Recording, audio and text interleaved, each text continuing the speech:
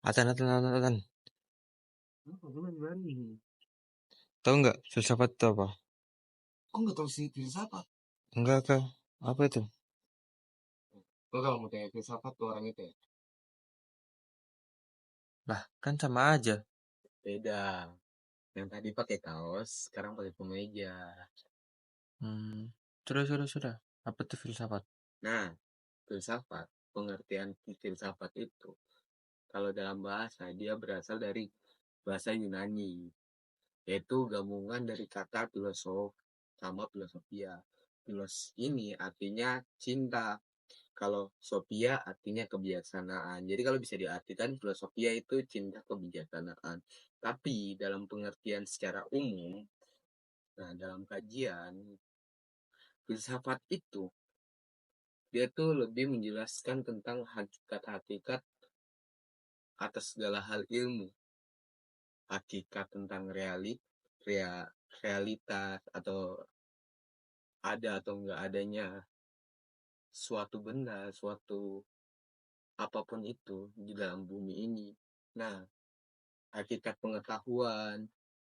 Jadi apa penyebab mereka ada, apa penyebab atau apa yang membuat, pertanyaannya tuh kayak apa yang membuat hal itu ada, apa yang membuat hal itu terjadi gitu. Dan yang ketiga itu tentang nilai-nilai moral dari segala hal yang ada di bumi. Nah, jadi filsafat itu ada pada abad ke-6 kalau nggak salah. Filsafat itu ada pada abad ke-6 di Yunani. Dan tokoh utamanya itu ada Thales, Pythagoras, Socrates, dan Aristoteles kalau nggak salah. Dan itu pada abad ke-6 itu fokus pertanyaan-pertanyaan itu tentang asal-usul alam semesta. Lebih tepatnya itu kalau dibilang kosmologi. Kosmologi, hakikat manusia dan kebijaksanaan.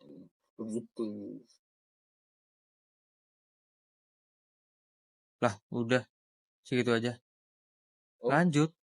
kok masih kepo tentang sejarahnya? Ya iyalah. Oke, kita akan bahas tipis-tipis tentang sejarahnya. Nah, setelah itu, di abad pertengahan, berkembanglah sejarah filsafat tentang dunia Kristen dan Islam. Nah, fokusnya itu sintesis ke antara iman dan juga rasio.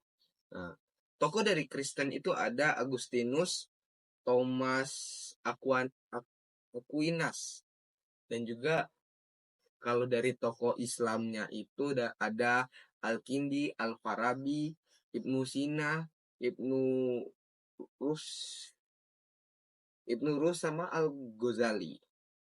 Di sini juga ada di filsafat abad 15 sampai 19. Itu disebut filsafat yang modern. Nah, masa pencerahan dan kebangkitan rasionalitas. Fokus pada epistemologi dan individualisme. Nah, tokoh-tokoh di zaman filsafat modern itu ada Descartes, Locke, Hume, sama Kant dan Hegel. Ya, Hegel. Ciri khas mereka itu lebih ke penekanan pada reason atau akal dan metode ilmiah. Dan terakhir itu abad 20 sampai sekarang ini filsafat kontemporer. Nah, di situ semakin berkembang. Ya, itu udah banyak tentang eksistensialisme, fenomenologi, strukturalisme, postmodernisme, dan tokoh-tokoh sekarang itu lebih ke namanya susah-susah. Pokoknya ada Nietzsche, Heidegger, Pokoknya itulah, takut salah sebut nama. Dan tema filsafat yang sekarang itu makna hidup, kebebasan, identitas, bahasa, dan juga teknologi dan politik. Nah, dan filsafat itu memiliki 3 cabang. Cabang pertama itu ontologi, cabang kedua epistemologi, dan cabang ketiga itu ada aksiologi. Kalian mau tahu tentang 3 cabang itu? Lihat contoh ini. Contoh video ini. Oke. Belakangan ini malam kayak hujan terus ya. Kira-kira di luar negeri ada malam gak ya? Ya kalau di luar negeri ya pasti malam ada lah. Nah, itu contoh ontologi. Ontologi adalah cabang filsafat yang membahas tentang hakikat keberadaan atau eksistensi.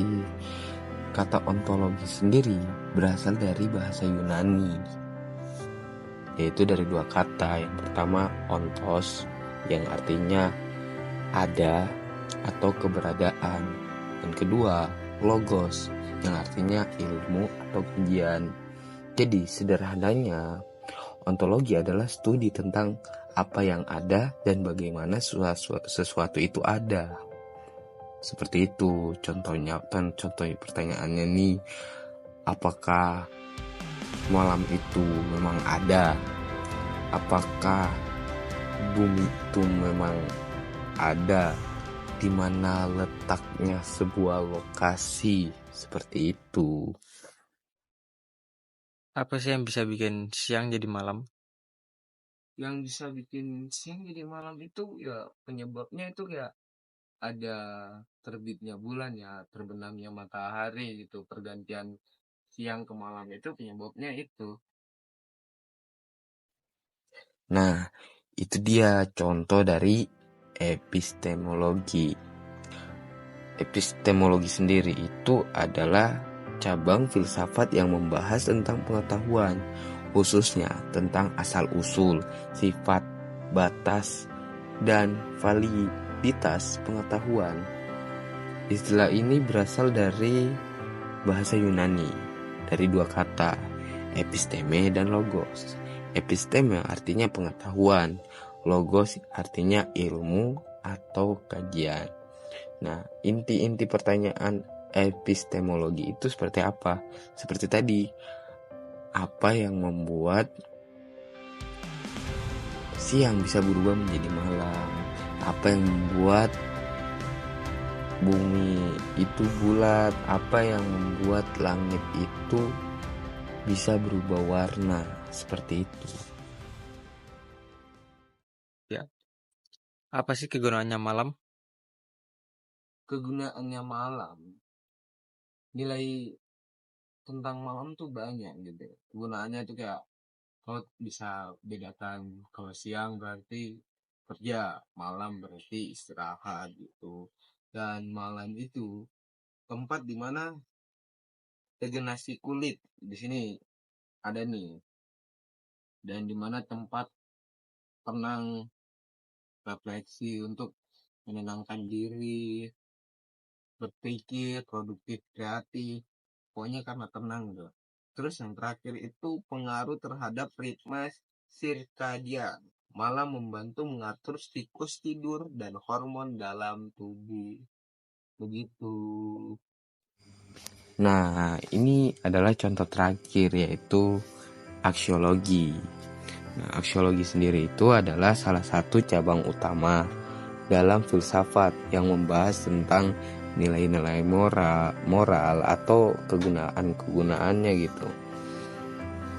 Dan istilah aksiologi ini berasal juga dari bahasa Yunani, yaitu ada 2 kata juga, aksios dan logos. Aksios berarti nilai atau yang bernilai, dan logos artinya ilmu atau kajian. Jadi aksiologi secara harfiah adalah ilmu atau kajian tentang nilai moral. Aksiologi itu terbagi menjadi 2 cabang utama. Yang pertama tentang etika, membahas tentang nilai moral. Yang kedua, estetika, membahas tentang nilai keindahan. Dan pertanyaan seperti tadi, apa kegunaannya, nilai-nilainya, apa manfaatnya, seperti itu. Nah, itulah pengertiannya filsafat. Oh, jadi itu filsafat. Iya. Oh, udah, makasih Anan. Ya, makasih. Makasih aja. Mau Ya. kemana? Jangan, gua pulang aja nih. Ya bisa gitu lah.